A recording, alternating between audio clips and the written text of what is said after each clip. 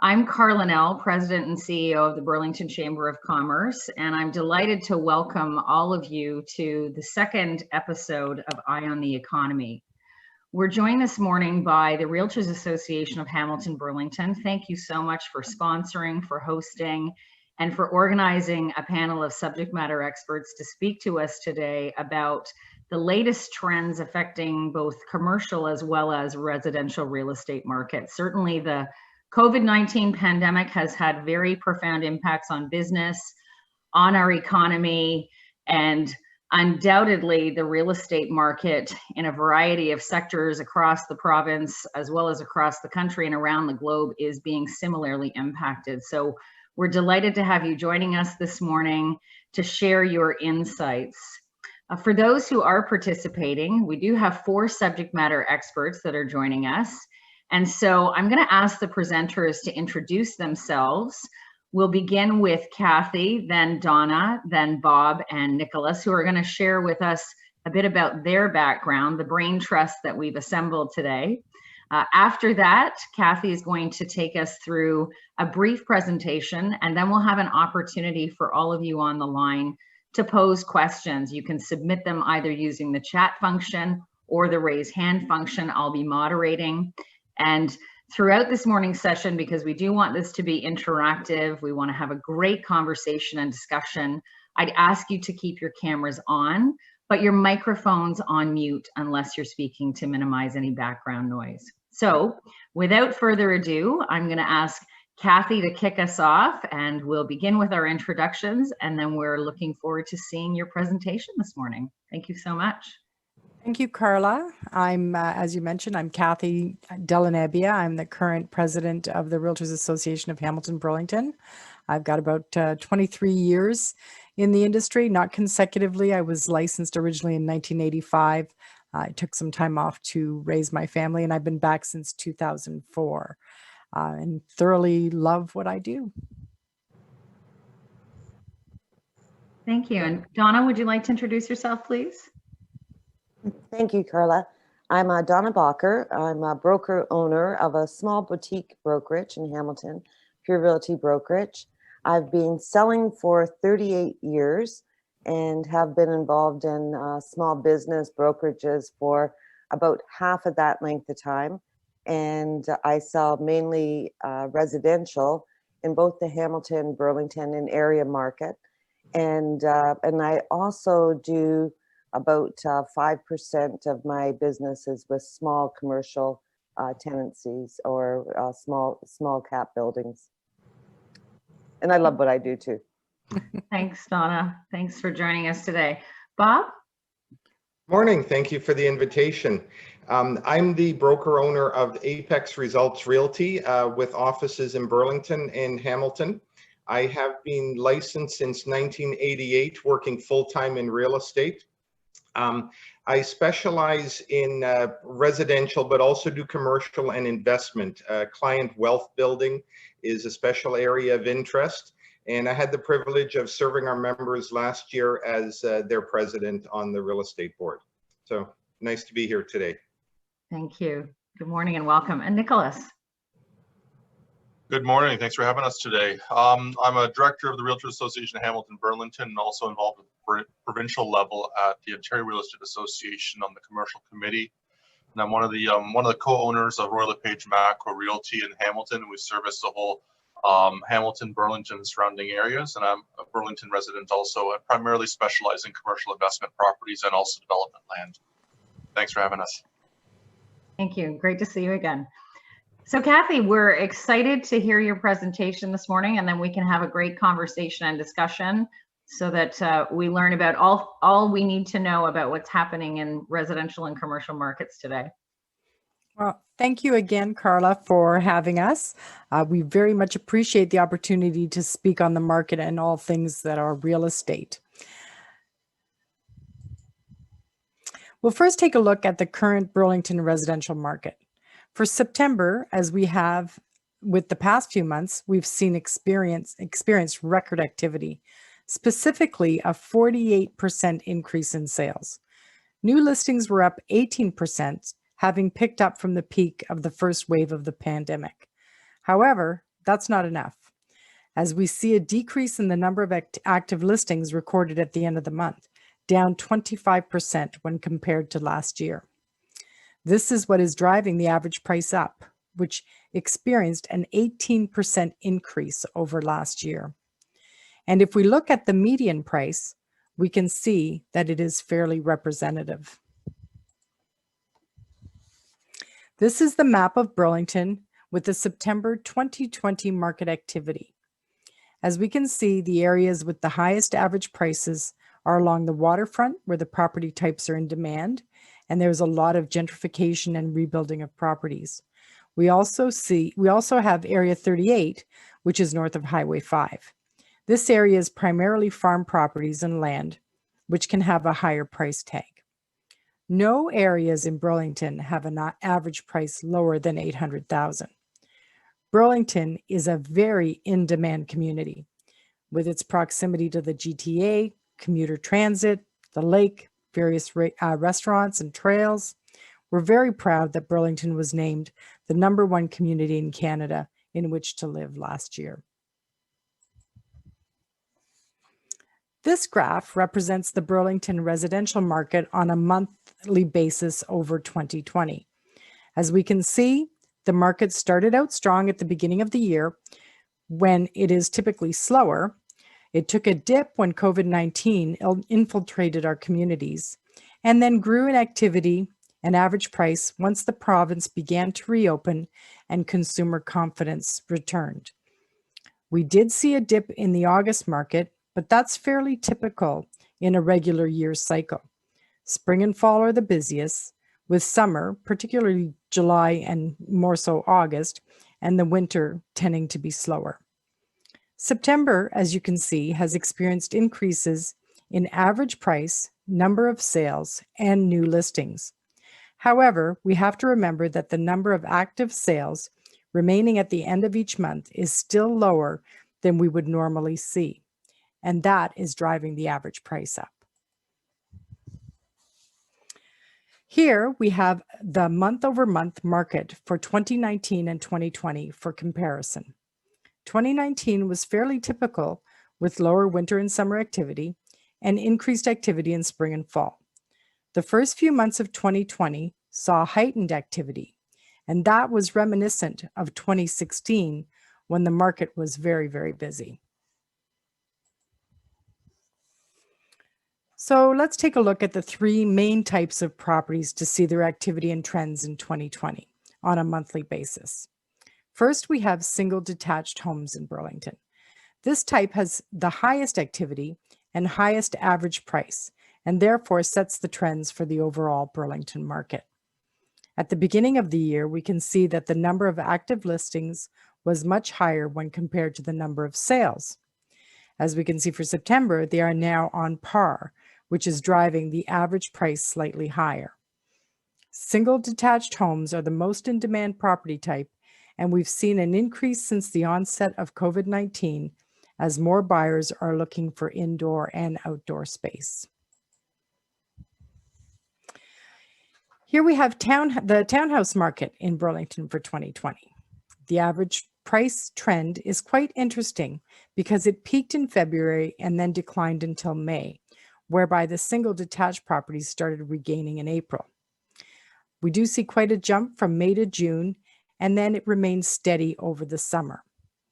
Here, new listings just slightly outpace sales, and this contributes to a lower number of active listings at the end of each month.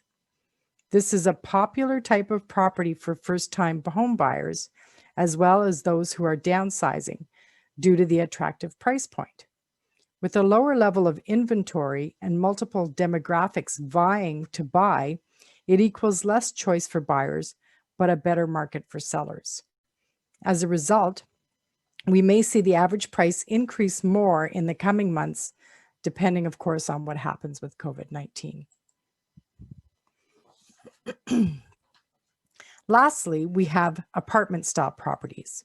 What's most interesting about these trends is that, like townhouses and single detached, the number of new listings begins to increase as of May.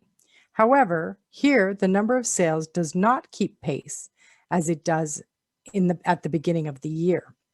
This causes a higher number of active listings at the end of each month. Although there's more active listings available, the average price continues to rise. This could be as a result of more people entering the market with more cash flow, such as buyers from the GTA. During COVID-19, when many worked from home or were self-isolating, we have seen buyers opting for more space, both inside and out. This could be a large factor in the increased number of listings for apartments.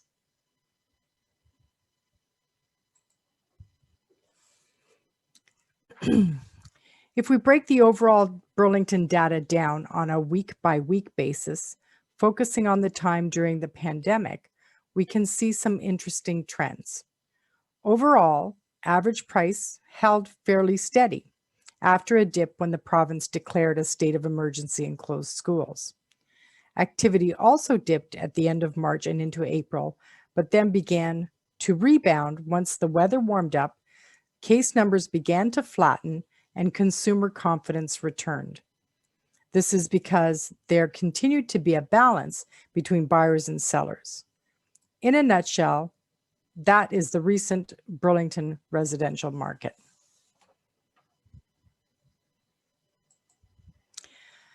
We can also take a quick look at the commercial market in Burlington in 2020. I am primarily a realtor that deals with residential real estate, but as my colleagues have mentioned here today, they specialize more in the commercial market and can answer questions and speak to this further in this segment. But from our data within our MLS, it seems as though the commercial market in Burlington has been a wild ride in 2020. Average price can be all over the place depending on the type and size of commercial properties available.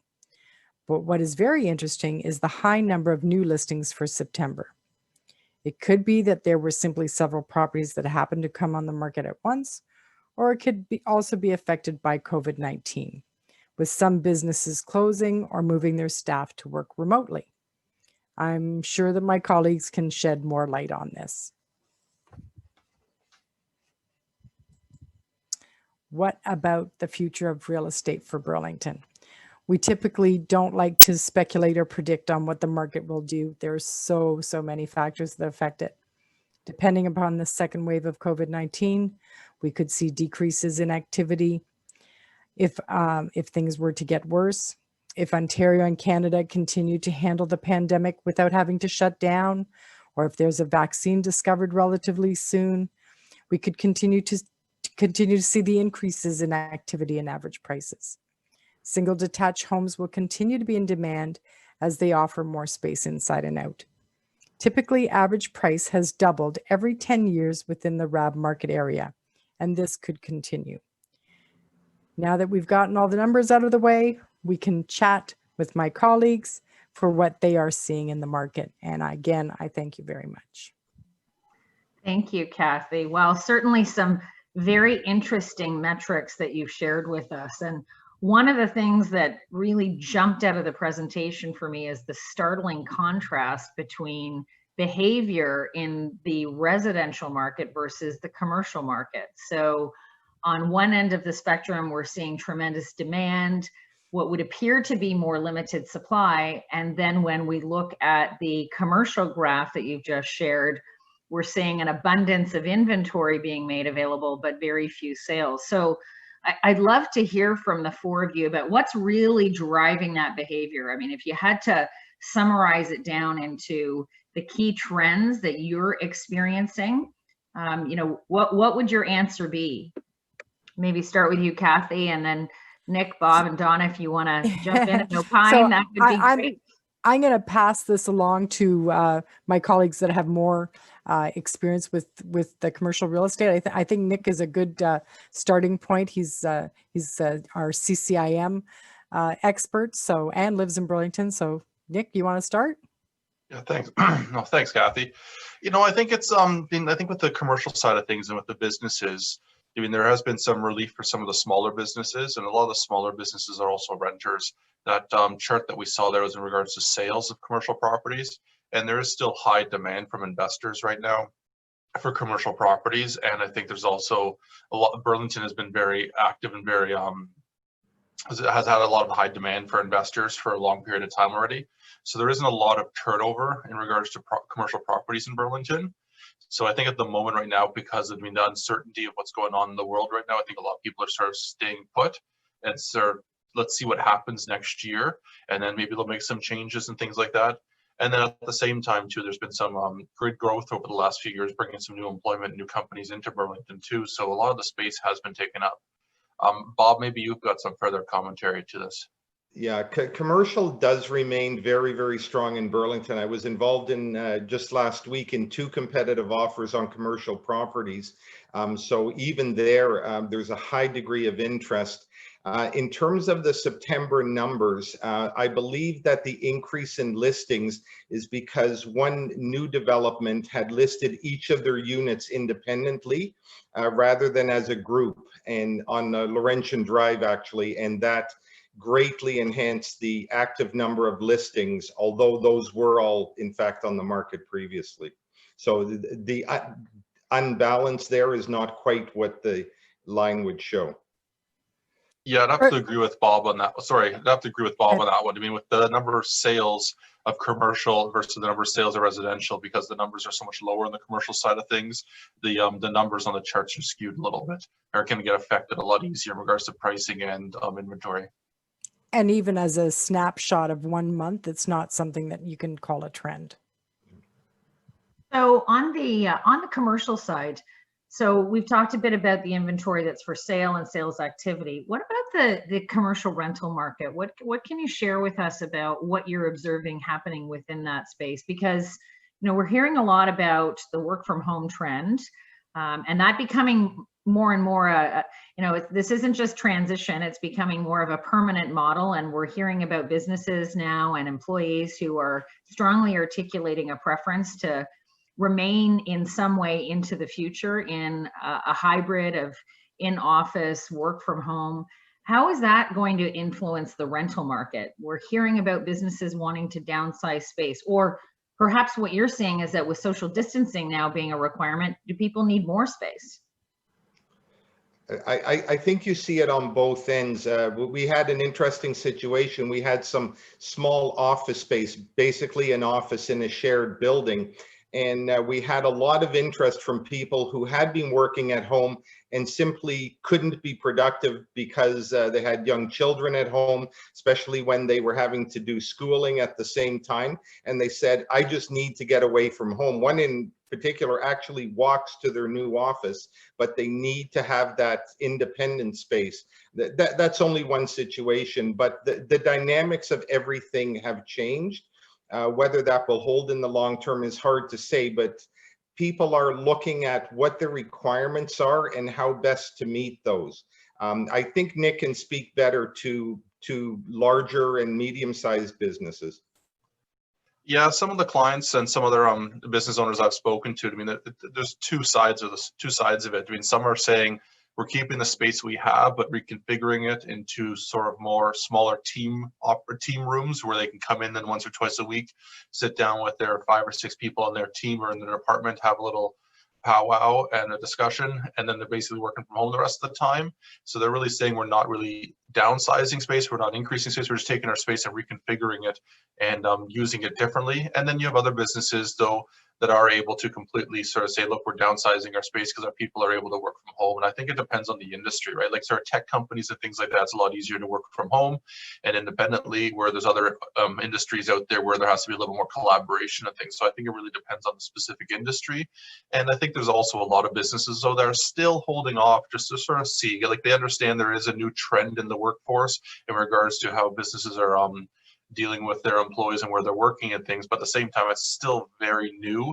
And I mean, the residential market, I mean, that the decisions there happen a lot quicker in the commercial field, in the business world. I mean, people, when something like new, like the COVID-19 pandemic comes up, you're gonna not operate or react as quickly because you don't want to react quickly and then realize a few months later that maybe you reacted in the wrong ways. And also, I think a lot of businesses, the medium-sized businesses, are taking are following at least some of the larger companies and watching what some of the larger corporations are doing and how it turns out for them, and then sort of following suit, similar to before COVID. People were talking about shared workspace and sort of the Google style office spaces and things like that. Well, I mean, that's not happening anymore. Obviously, that'll open shared workspace, but I mean, that was a trend that a lot of companies were following. And I think there's going to be a few companies that sort of stand out in the next coming months or into the first and second quarter of next year that a lot of companies will again follow their suit and what they've decided to do because they've been able to prove a certain type of model in regards to how to operate. I think the Well, one of the sorry, Donna, go ahead. Yeah, so one of the things we can't lose sight of is because even though there's the commercial where we have office spaces, is actually Main Street Canada or Main Street Burlington, and those are the businesses where they may even own their buildings, but they actually depend on having their storefronts open. A lot of these businesses are located in BIAs of the areas, like of Hamilton, Burlington, and they have been on life support simply because of the assistance received by their BIAs. It's been, I would say, so instrumental in making sure that those tenancies have stayed intact, that they've been able to, to keep the doors open in a minimal capacity and continue looking towards the light at the end of the tunnel. So that's one universe that I think we have to be very aware of and do as much as we can as individuals to support our downtown cores, our BIAs, and the overlying chambers have to be very aware of the struggles that these restaurants and clothing stores and everything that makes our downtowns vital, okay, that gives all of the rest of the meat and potatoes to those outside, why people want to be there is because of that downtown downtown feel. And it's a real challenge for a lot of these businesses. So we are starting to see storefronts empty, leases not being able to be renewed, and that the way that the structure is for leases is that really determines the overall value of the building. So it's kind of a ripple up effect, and that's why it's so important to keep those businesses viable with as much assistance as possible. So well said, Donna. And certainly, we have been encouraging support local, love local throughout all of the pandemic, because to your point, and I believe that people are paying more attention to their consumption patterns and behaviors and trying to support these local businesses, but they are on a lifeline. And in many cases, their rental obligations have been so onerous and the cause of major financial hardship. One of the things that we advocated for quite strongly and forcefully in the early days of COVID was the creation of a commercial rent assistance program to try to help tenants. What has your experience with that program been? Have you observed, a lot of property owners and tenants working together collaboratively to try to take advantage of that relief program, or, has it hit the mark, or, is that what impact is that having on leasehold interests in those arrangements? So I'm going to speak up from my personal experience with the Westdale BIA, which I understand is pretty similar to all the other BIAs. Representative, what happened with that, any type of rent assistance, is it, like with everything, some people, some owners, okay, did not want to participate, some building owners, and they refused to pass any type of assistance on to their tenants. And that caused huge harm, okay? And there's been instances where, not only have the tenants left, the landlord has been living in a different universe, obviously, and is even asking more rent. So this type of disconnect, I think, is a space where we all have to, be aware of, whether the BIAs or the chamber can get involved to advocate, on behalf of those tenants with the landlord. Many times the landlord owns several properties, But you know, a closed business is huge. These are people who live in the communities, who are also, you know, part of the part of the uptick in the residential end of things, and they're active in the community. So to have them lose all of their leasehold improvements and simply because the landlord just refused to participate in any type of program, it's terrible. So The but program we're is seeing it. certainly beneficial. As could be expected, the requirements were very onerous, and the manner of accessing was quite difficult. However, once you were able to plug in the required documents, the approval was amazingly swift and the payout even swifter.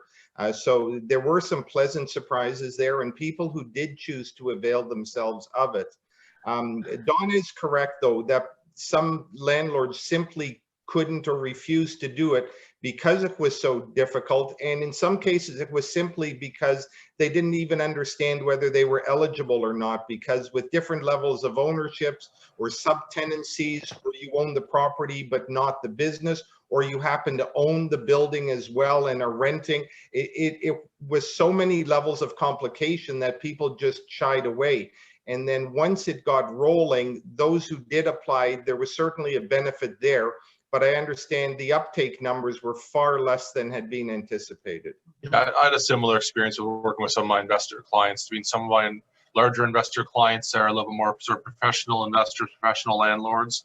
They said there was quite a bit of paperwork on their part, but at the same time, it was well worth it because, again, I mean, they look at it as they take an approach that, I mean, it's a team effort in regards to, I mean, that if the tenant is successful with their business and can survive this, then they, as an investment, their investment will continue surviving too. So they're working together, but it was quite a bit of work.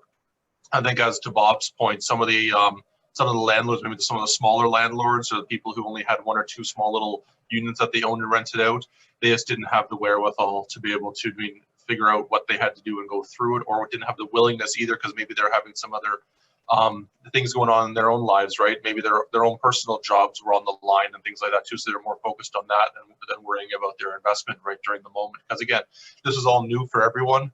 It was new for all of us, so it was very difficult for some people just to sort of get their head around what was the priority. And for some people, I mean, their own personal job, their own personal family was a priority.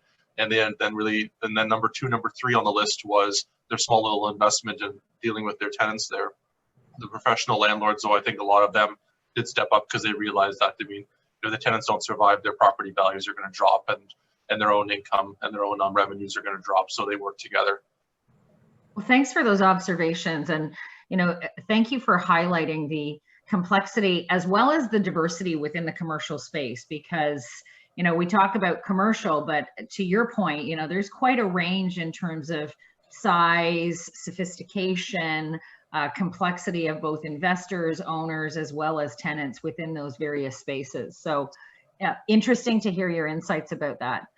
Maybe we can shift back to the residential space a little bit and talk about what's driving behavior from both the seller as well as the buyer's perspective. And then I'd love to hear from all of you about what has this done in terms of your industry? You know, how have you been handling this? Because obviously showing property, listing property, all of these things have changed, and you as an industry have had to adapt significantly. So maybe we'll talk a bit about those residential behavior drivers, and then we can talk about what it's been like for you and for your industry in terms of adapting to this very changed landscape. So Donna, maybe you want to kick us off with a few comments there?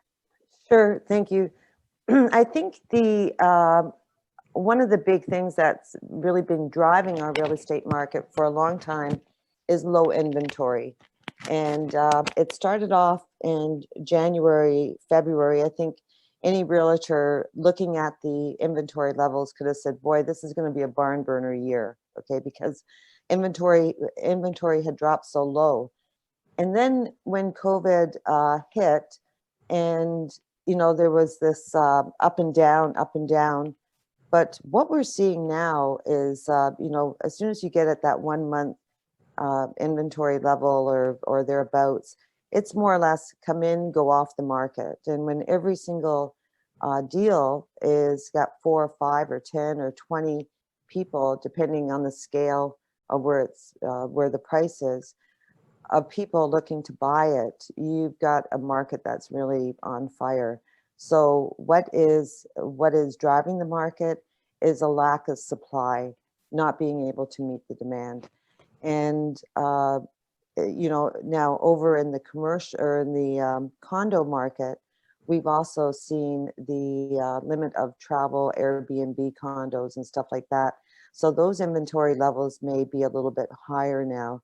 And, you know, that's especially in the apartment units. So back over on the residential, there's the GTA.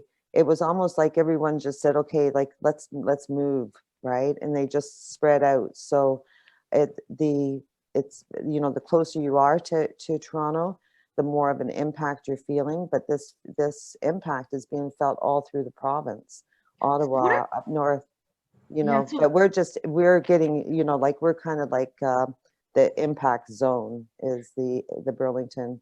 So what are buyers looking for? Are they looking for different things now in a COVID riddled world than they were pre-COVID, and are there any major differences that you're observing? And you know, from I'll just give mine and then I'll pass it on. Okay. What people who I'm dealing with want is a backyard and privacy.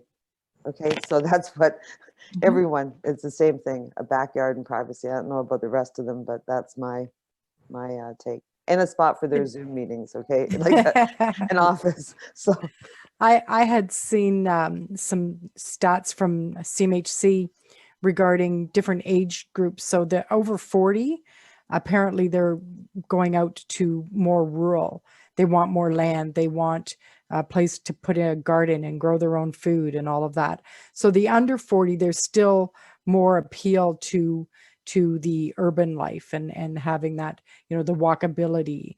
What I'm anecdotally seeing myself, and I have to couch that with saying that I do more residential in Hamilton than Burlington, but what I'm seeing from a lot of the buyers coming from the GTA, as Donna mentioned, that's certainly happening because, and I think part of the reason that's happening is because a lot of them are being told, hey, you can work from home now. So the ones that didn't want to commute, well, now they can commute, or they don't have to commute. They can just work from home. They can commute down the stairs or across the hall. So that's bringing people in that before were not, it wasn't an option for them. The dream of home ownership was, you know, 5 years, 10 years down the road. So now that's moved that up. There is still the group, I see a lot of young people, they still want the walkability. So they would be the people that you're going to have that are going to be looking for the, you know, the downtown properties that have so much to offer. They love that. And I have also seen an increase, the yard, the swimming pool, and the office space. And now even, you know, you always heard the office. I think that's been a trend for years because people have worked, you know, from home part-time or after hours or whatever for a long time. But now I'm hearing the couples saying an office for him and an office for her, you know, so that trend's just increasing. So that's kind of the reasoning. You asked the question about the what are our members doing? It's amazing how adaptable people are when they're put in a position where they must adapt. So, you know, you use the word pivot. Like, I mean, that's happened very quickly. Obviously, technology's been used for a long time, but that's just ramped things up. So, you know, those that weren't are, because they had to. So, you know, electronic signatures have been around for a long time, but now we're seeing an increase in things like the virtual open house, the virtual walkthrough, you know, where you're not only getting a slideshow, but you're actually getting a walkthrough tour of the property. You know, the more vetting, I believe, of the buyer. Like before you would take, you know, you'd have kind of a list, you have people on a search, you know what they want. You might go out and have a look at 5, 6, 7, 8 houses on a Saturday. And now, even from the listing brokerage perspective, I know I did this in the beginning. I had a couple of listings that were vital that they did need to sell. But anybody, and I was calling the cooperating broker and saying, what's the situation? Like, are they just looking, or is this a serious buyer? So just, I don't want any unnecessary people. My sellers don't want unnecessary people coming through their home. So I think that, that just tightening up on who's allowed in the house. And then, of course, taking all the precautions. I mean, we used to put feature sheets. Now we're putting baskets of, masks and Purell and, sanitizer. Like it's that's what you see when you go in the door. The sign with this is what you can do, this is what you can't do. People are signing forms. Our sellers are signing forms in regards to COVID-19. The buyers are signing, or the cooperating broker on behalf of the buyer. So, they're doing what they can to ensure that our communities are kept safe, and that they themselves are kept safe, and their clients are kept safe. And it's working. It's working. I think it's interesting to see what happened with the market immediately after things were shut down towards the middle end of March. So the market dipped in April, which is to be expected, because the worst thing for the market is uncertainty. And uncertainty is certainly what we had. The only other example, which isn't even recent anymore, was 9/11. For the 4 to 6 weeks after that, you couldn't give a house away. And we saw the same thing. People just didn't want to make big decisions until they knew what life would look like. And then when they came back in April, it's interesting that prices did not drop, because there's an underlying confidence in the market. The economics, despite the deficits, but the economics are still very good. Interest rates are at an all-time low. When they hit 3% a few years ago, we thought, well, they can't possibly go any lower. We were wrong, because now you can get a 5-year mortgage for 1.6%. It's absolutely unheard of. The stock market remains volatile. There's uncertainty there. So both investors and people as residential homeowners looking at their home as an investment as well are benefiting from that. And as I say, they have underlying confidence in the housing market and in the area, Hamilton-Burlington and the other areas that we service. And we're just seeing really exceptional demand across the board. Yeah, I would agree with that. And I also think that that March, April timeframe, a lot of it was because the supply and demand they both dropped. The sellers went away, the buyers went away. So everything kind of stayed equal, because it's all driven by supply and demand. So that's why we really didn't have an impact on prices. And when things opened up and the confidence started to grow, and people do have confidence in real estate as an investment, or they want the dream of home ownership, and they're totally comfortable putting their money there, we had the pent up demand from the people that were halted. Plus we had buyers that their confidence in going out, not so much about the market, but in actually going out and entering other people's homes, their confidence grew quicker as a buyer than as a seller, because it was a little bit more uncomfortable for sellers to have people come into their homes, right? Until they could see that can that be done safely. But for the buyers, they knew they were in control of their own behavior. Wear a mask, Purell, all of that stuff. So then we got that imbalance, and that's why we're seeing the sales activity is crazy, but the supply is down. And I think that's still something that we're facing now, especially as we enter into seemingly, a second wave of this. And that, as Bob said, the interest rates are so attractive. And what we talked about earlier about the people that now had maybe thought they were going to buy in 5, 6, 7 years are able to buy now because they've been told they can work from home. So it all creates that demand. Kathy, because I do follow the numbers very closely in the residential markets and the overall number of sales. So when we were coming into 2020, and it looked like it was going to, just like I say, be a very active year with low inventory, as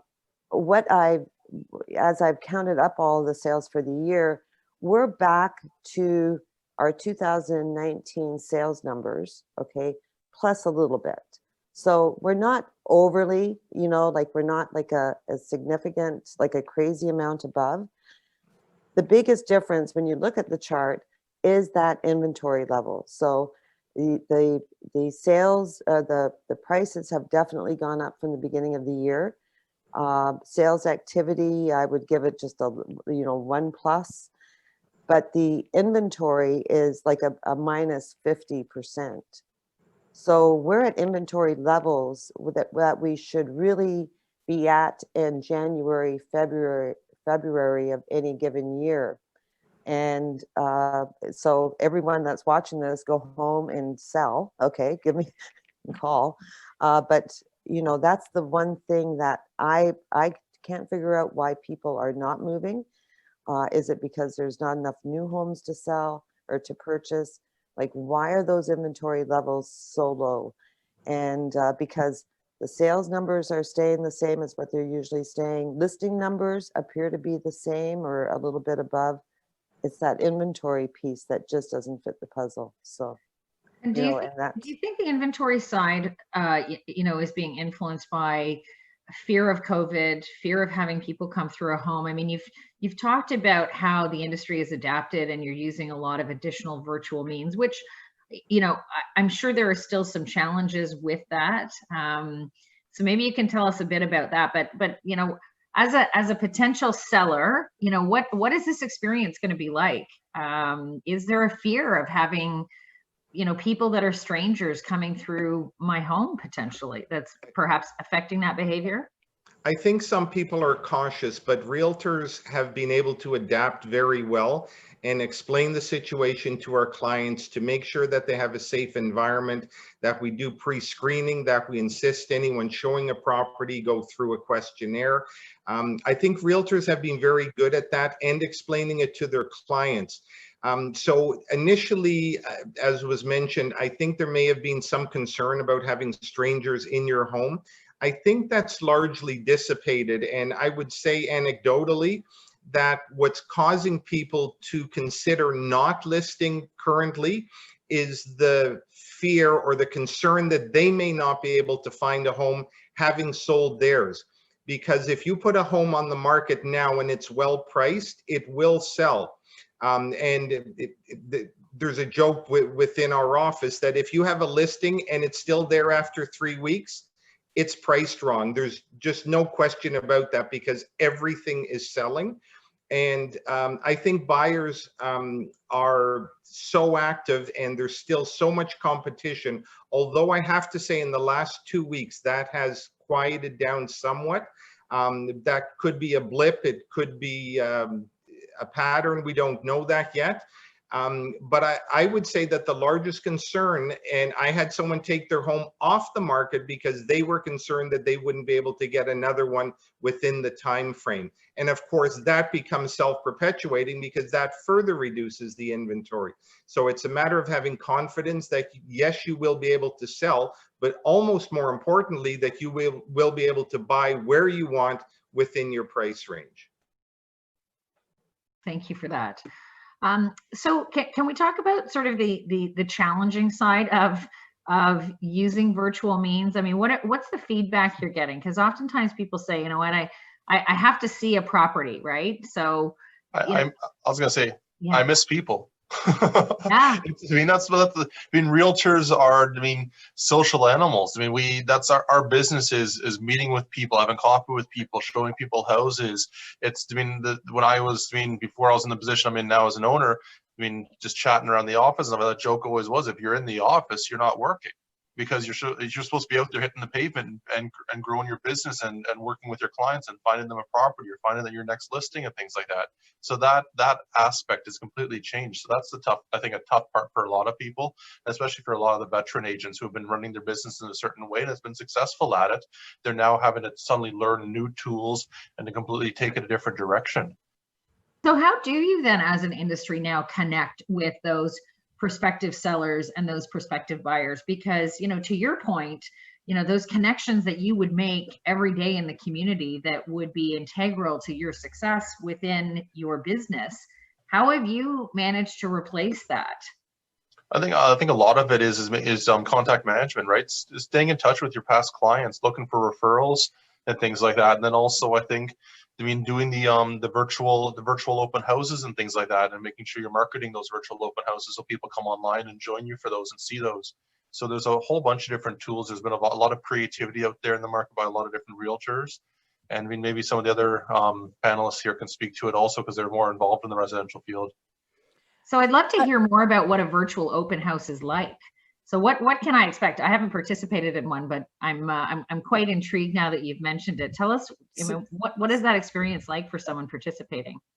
So I have to say I did, I think I did 2 of them, and they weren't, this is early on, they weren't really well attended. I mean, personally for me, an open house is for someone who's very early in the process, that they just kind of want to get an idea. Sometimes it's neighbors that want to see what the decor is like, things like that. I personally I'm not a tool that I'm in this market thinking is the best tool, even virtually.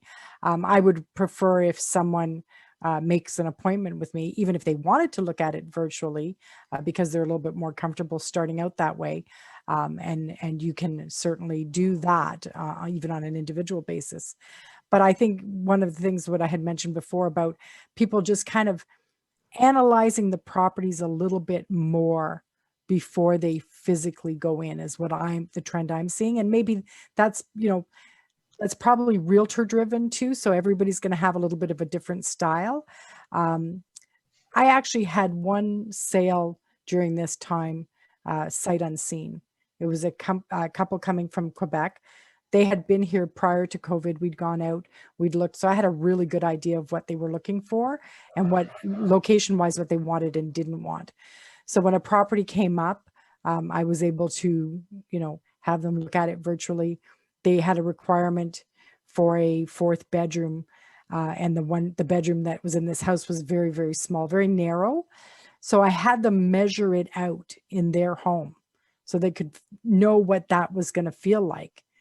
And, I was going through it and saying, okay, take a look at this, take note of this, like really pointing things out through the virtual tour.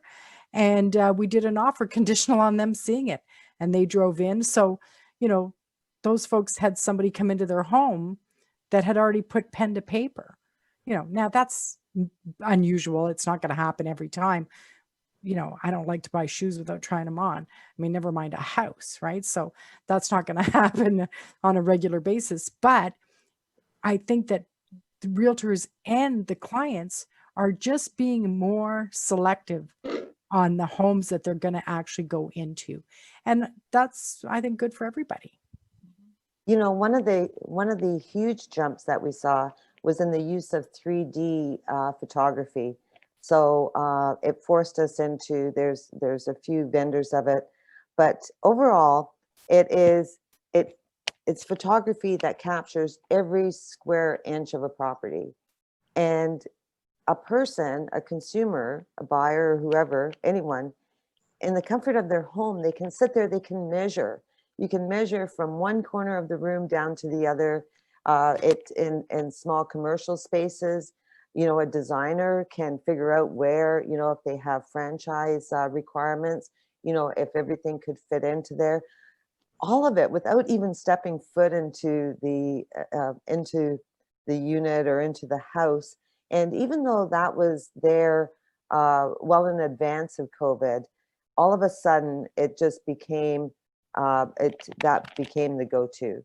So Lucky was the person who was well trained and had their photography business set up for Matterport or any of these virtual tour companies, because they were run off their feet to get in.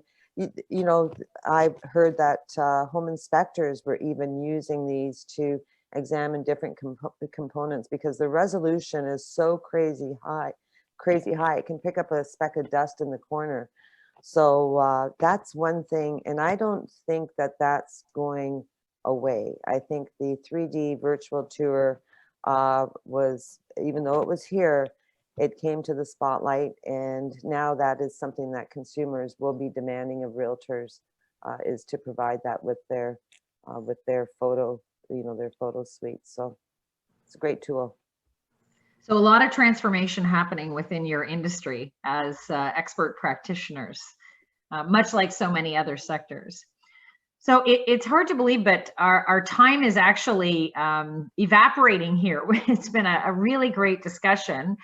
We only have 9 minutes left. So I think what I'd like to do is maybe we can, each of you, I'd like to give you just a couple of minutes to share, any key insights that you have that, we haven't already touched on, or things that people need to know right now. And or if you're comfortable sort of opining on, what your future predictions are, we'd love to hear from you. So maybe we'll start with Kathy, and then we'll go to Donna, and then Bob, and then Nick. So as I mentioned, we don't like to predict, but and just kind of what Bob had said earlier about people saying that they didn't want to put their houses on the market, creating that vicious cycle because they were afraid they wouldn't be able to find something. We heard that in 2016, 17, and 100%. That's something that's being said again and is an issue. So as far as my prediction is that Burlington is going to continue to thrive and do very, very, very well because of the amount of people from the GTA that they wouldn't have been buyers until down the road. And now they're being given the opportunity because they're able to work from home, or they're in a condo with 550 square feet in the GTA and they're like, done with that. We need more space, or we need a yard, or we need a pool. So I think that communities, as Donna said, it affects all of Ontario, but I think in particularly communities that are well positioned in their distance from the GTA as transit continues to improve all the time is I'm not worried about Burlington at all. I think going to continue to do very, very well. That's my prediction, but I do not have a crystal ball. So no, understood. So Donna, any insights that you would like to share? Anything we haven't touched on that you think is really relevant and important for those looking to buy or sell a property? Yes, anyone watching the market, there's always a tendency to watch the price line on a graph or the number of units sold. And I encourage you to watch the inventory levels. So watch that to see if there's growth in that, or if that increases month over month, or if there's still continued pressure on that, because that will indicate the way that the market will be going. Thank you. Bob, over to you. Well, like Kathy, I don't have a crystal ball, or the one I have is very foggy, so we can't state the future, but we do know that we're blessed to live in a wonderful community, and I can predict with complete certainty that it will remain a wonderful community. And that is, in fact, what drives the biggest element of the demand. It's the very desirable place to live, and it will remain so. One thing, because we tend to be somewhat inward looking, that I think we do need to consider, people wonder, well, are prices too high? If we look at a global level, our prices are below the median by far, even in Toronto. So by world standards, we are very, very low priced.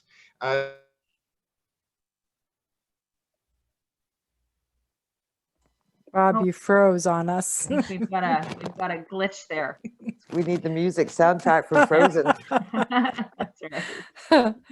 Well, maybe while we're waiting for Bob, and hopefully that will resolve itself, because we were hanging on his every word there. Nick, I'm going to turn it over to you, and hopefully Bob's technical difficulty will resolve itself quickly. You're muted, Nick. Yeah. Nick, you're muted. We can't hear you. Sorry. I was just saying that, I think COVID-19 long-term is a little bit of a blessing in disguise for Burlington. Because, there's been some corporations that have left Burlington and moved into the downtown core of Toronto because they're saying that the young educated employees were living there, and that's where they wanted to have their operations then, because they wanted to have those people working for them. And I think with a lot of those younger generation now saying, wait a second, I don't have to be at the office 5 days a week anymore, I'm able to live in the suburbs. So I've seen a lot of younger families and younger generation moving into Burlington because they're coming out of the core. So I think that then you're going to have some corporations and some companies then following suit and saying, wait a second, why are we paying these crazy high rents in downtown Toronto? Now that all our educated employees are now moving to the suburbs, won't we move back to the suburbs also? So I think from a commercial perspective, an employment perspective, I think there's going to be a transition there over the well, probably going to take a few years until it happens, but it's nice to see that there's young families and young generation coming to Burlington, because that refreshes the city and continues it on for the future. In regards to the future, sort of more short term, I think the first 2 quarters of next year in the commercial world are really going to start dictate what's going to happen. I think there's been a lot of the small, medium-sized businesses have been sort of surviving, or the ones who are in an industry that maybe got hit even more so because of COVID, sort of like restaurants and some maybe play centers and daycares and things like that that have had difficulties during these times. They've been able to survive through it, hopefully, and with some of the rent relief and things like that. But I think in the beginning of next year will really sort of show us or paint us a picture in regards to how some of these small, medium-sized businesses are going to move forward. Because I mean, the holiday season I think is also going to be a big determining factor in regards to how much money people spend. I think everyone's purse strings are going to be a little bit tighter this year, and that might be a little bit difficult for some small and medium-sized businesses. So I think, yeah, I think the first 1 or 2 quarters of next year will really paint a picture for the rest of the year, maybe even for the next couple of years, in regards to some of the smaller spaces and some of the BIA areas like Donna was speaking to. Then those are the ones that we really have to make sure we can support. The larger corporations have a larger reach, larger purse strings, and also have a larger clientele base that goes outside of our community. So I think we really have to make sure as a community we focus on the small businesses and support them, especially during the holiday season now, because they have suffered so much, and hopefully they can recoup a little bit and be able to survive into next year then. Mm-hmm. Thanks, Nick. And Bob, I see that you're back. We were hanging on your comment on every word as you were talking about prices in Canada being well below the median across the globe, and then we lost you. So we'd love for you to pick up where you left off. Okay. I was saying that by world standards, our prices, even in Toronto, are still very, very low. And people from around the world recognize that, and we see a tremendous amount of immigration coming to Canada. Of course, there's a number of refugees in the last number of years, but we see very well-to-do and established families moving to our area as well. And that's certainly supporting prices and the level of demand as well. A lot of first-time people buying in our area, and that creates opportunities for sellers as well. Can I make one last comment quickly? Because Bob was talking about immigration and international purchasers and things like that. My background's German, and myself and my wife still regularly read the Süddeutsche Zeitung, which is one of the largest newspapers in circulation in southern Germany. Front page article going back a few months ago basically said, hey, Europeans, if you're concerned about our marketplace here and about some of this tension going on with Russia, where are the best places to invest your money outside of Europe? Canada, real estate was the #1 thing on the list for Europeans if they want to have their money outside of Europe. So I mean, this is a newspaper that's basically, I mean, from a country of 90 million people in Germany. So I mean, that sort of shows us, to Bob's point, that I mean, we are a very attractive place in regards to investments and moving to for immigrants and things like that from around the world. We are, I mean, very well liked, and because we do have some very stable markets and stable government, and we're still inexpensive compared to other major metropolitan areas, as to Bob's point. Well, on behalf of the Chamber, I really want to thank all of you for joining us. We certainly have a wonderful relationship with the Realtors Association of Hamilton-Burlington. It's wonderful to see all of you again, and thank you for the fascinating insights that you've shared with us today.